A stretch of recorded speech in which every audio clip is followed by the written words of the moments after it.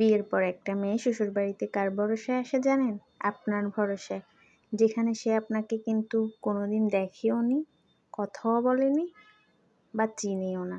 তারপরও সে আপনার উপর ভরসা করে আপনার সাথে শ্বশুরবাড়িতে আসে। হ্যালো এভরিওয়ান, আসসালামু আলাইকুম। সবাইকে স্বাগতম জানিয়ে শুরু করছি আমি আমার আরও একটি ভিডিও। আশা রাখছি পুরো ভিডিওর সাথে থাকবেন। যেখানে দুজন দুজনকে ভালোবেসে বিয়ে করে বা যেটা লাভ ম্যারেজ, সে ব্যাপারটা আলাদা। সে আপনাকে চেনে, আপনার ফ্যামিলিকে চেনে না। সে ভালোবেসেছে আপনাকে, তাই আপনার ভরসায় সে আপনার সাথে আপনার বাড়িতে আসে। তারপরও কয়জন পুরুষ পারে বিয়ের আগে তার সাথে যতগুলো ওয়াদা করেছে সবগুলো পূরণ করতে? আর যেখানে অ্যারেঞ্জ ম্যারেজ, সেটা তো সম্পূর্ণই আলাদা। সেখানে সে না চিনে আপনাকে, না চিনে আপনার পরিবারের কাউকে, তারপরও সে কিন্তু আপনার উপর ভরসা করে চলে আসে আপনার সাথে আপনার বাড়িতে থাকতে। কিন্তু কয়জন পুরুষ পারে তাকে তার মনের মতো করে আগলিয়ে রাখতে? কয়জন পারে তার কথা রাখতে?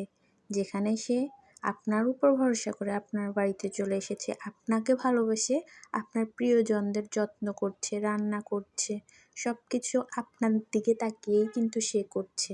কিন্তু তারপরেও কি সে তার প্রাপ্য সম্মানটুকু পায়? পায় না।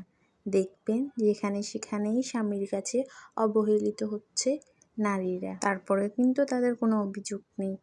তার একটা ভুল হলে আপনি কি তাকে ছেড়ে কথা বলেন?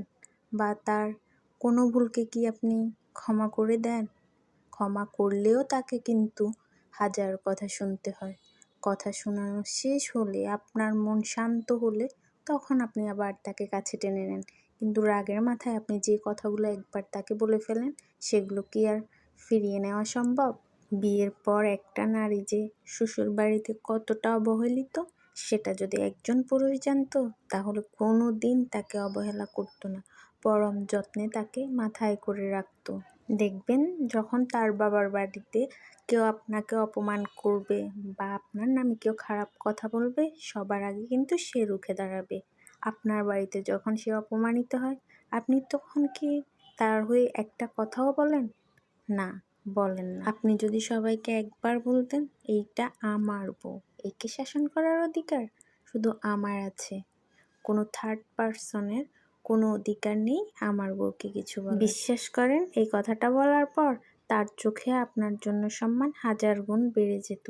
কেউ তাকে কোনো কথা শোনানোর আগে একবার অন্তত চিন্তা করত। আমার ভিডিওটি কেমন লেগেছে অবশ্যই কমেন্ট করে জানাবেন। আমার পেজে নতুন হয়ে থাকলে পেজটি ফলো দিয়ে রাখবেন। আজকের মতো এখানে বিদায় নিচ্ছি। দেখা হবে অন্য কোনো ভিডিওতে। সে পর্যন্ত ভালো থাকুন, সুস্থ থাকুন। আল্লাহ হাফেজ।